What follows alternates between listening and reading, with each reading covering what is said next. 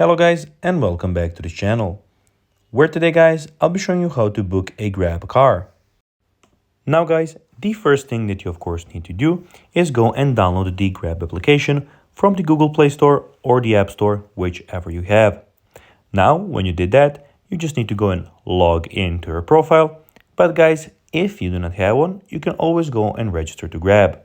But guys, if you do not know how to do that, you can always go to our YouTube channel where we have plenty of how to grab videos where you can see how you can do this.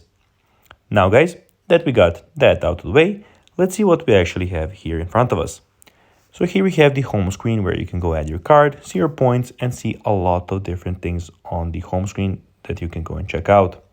On the activity tab, you can check out all of your activity. So at the moment I don't have any, but be sure guys, when you have some, they will appear here. On the payment tab, you can go and add your card and see everything about your transactions and payments. We have the messages tab where you have your chats, where you can go and find your chats with our support specialists here.